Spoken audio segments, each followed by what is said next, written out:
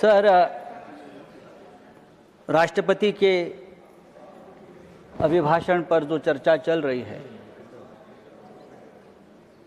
भाषण अगर पढ़े सुने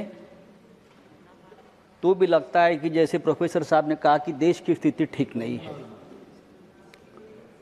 लेकिन ठीक लगता है जो हमारे सामने महान देशभक्त मंडली बैठी है, उनको लगता है कि सब कुछ ठीक है। राष्ट्रपति देश की संवैधानिक प्रमुख है, तो भाषण के हर पैरा में राष्ट्रपति जी कहते हैं कि मेरी सरकार, मेरी सरकार, मेरी सरकार। लेकिन जिनको ये मेरी सरकार कहते हैं, सरकार पाखंडी है। ये सरकार पाखंडी है, झूठी है और गैर जिम्मेदारी भी है। तो कहा ये ऐसी सरकार को राष्ट्रपति जी मेरी सरकार कहते हैं, तो संविधान के खिलाफ है। जो सरकार गैर संवैधानिक तरीके से बैठी है हर राज्य में, सर इस देश में मैं यहां से सुन रहा था डेमोक्रेसी की बात करते, कहां डेमोक्रेसी देश में बची है? न जुडिशरी है, न सोशल जस्टिस है। हाई कोर्ट और सुप्रीम कोर्ट सरकार की कठपुतलियां बन गई है। कहां न्याय मिलता है? चुनाव आयोग जो देश का है वो भारतीय जनता पार्टी की प्राइवेट लिमिटेड कंपनी बन गई है।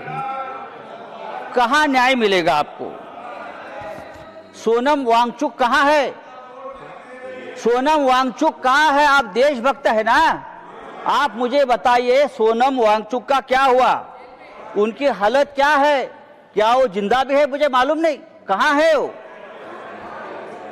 देखिए उनका अपराध क्या है?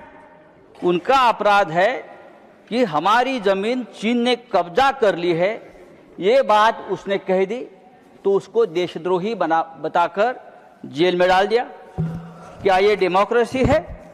मुझे लगता है सर ये डेमोक्रेसी की व्याख्या, डेफिनेशन नहीं है। राष्ट्रपति के भाषण में वही घिसी पिटी घोषणाएं हैं। नई बात क्या है आप मुझे बताइए। इतने साल से हम देखो गरीबों को सबसे ज्यादा रोजगार देने वाली मनरेगा, आपने नाम तो बदल दिया, लेकिन रोजगार की गारंटी भी आपने कम कर दी है। किसानों को रोजगार मिलता था वो गारंटी आपने कम कर दी। हमारे मराठवाड़ा, महाराष्ट्र में मराठवाड़ा में 2025 में 3000 किसानों ने आत्महत्या की है। 3000। सर देखो आप सुनने की आदत रखनी चाहिए। आप सत्ताधारी है, आपकी सरकार है, आपको हमारी बात सुनने की अगर आप आदत डालें तो डेमोक्रेसी और मजबूत हो जाएगी। सर मैं और एक बात आपके सामने रखता हूं, ये सरकार पूरी तरह से भ्रष्टाचारियों से घिरी है। पूरे देश भर के भ्रष्टाचारी एक साथ लाकर अपने सरकार बनाते हैं, सरकार तोड़ते हैं, सांसद को विधायक खरीद लेते हैं। हम चुनकर लाएंगे, आप रेडीमेड खरीद लेंगे। पहले नेताओं को हम बनाते थे, अब नेताओं को हम खरीद लेते हैं। यह आपकी डेमोक्रेसी है। सर आज मुझे अजित पवार जी की याद आ रही है। फिर हमारे बड़े नेता थे महाराष्ट्र के, आपके साथी भी रहे हमें आज बहुत सालों से, 3 साल से। दुर्भाग्यपूर्ण तरीके से उनकी मौत हो गई।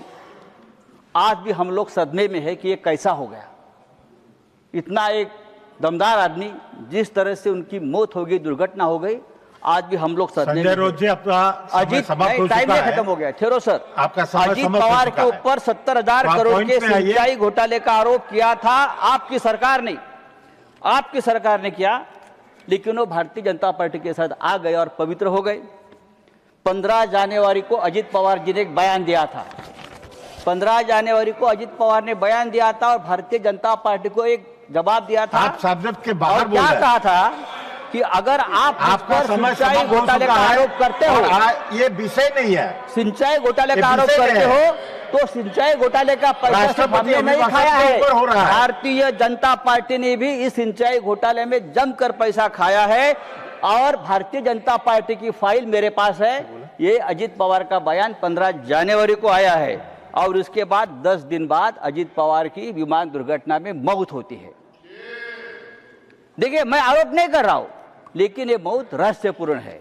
आपके ऊपर आरोप किया, फाइल कहां है? मेरी जानकारी है कि अजीत पवार वो फाइल हमेशा अपने साथ रखते थे।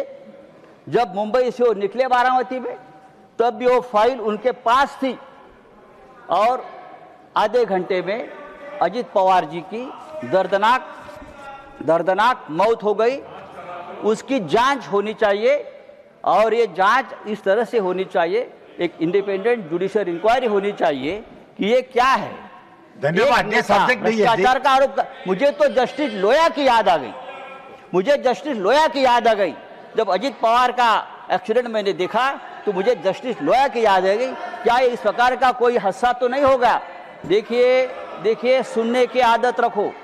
ये डेमोक्रेसी है, आप सुनने की आदत रखो। सर, आपकी सरकार अगर डेमोक्रेटिक तरीके से धन्यवाद आई है। धन्यवाद सर, 1 मिनट दीजिए। नहीं, 1 मिनट भी नहीं है अभी। सर, हाउस एडजॉर्न करना है। सर, समाप्त कीजिए। ये सरकार हिंदुत्व की बात करती है, लेकिन इस देश में सबसे ज्यादा तकलीफ में अगर कोई होगा तो हिंदू है। इंदौर में हिंदू गंदे पानी पीकर मरता है। लखनऊ में हिंदू कप सिर्फ पीकर मरता है और बांग्लादेश में हिंदू को मार दिया जाता है।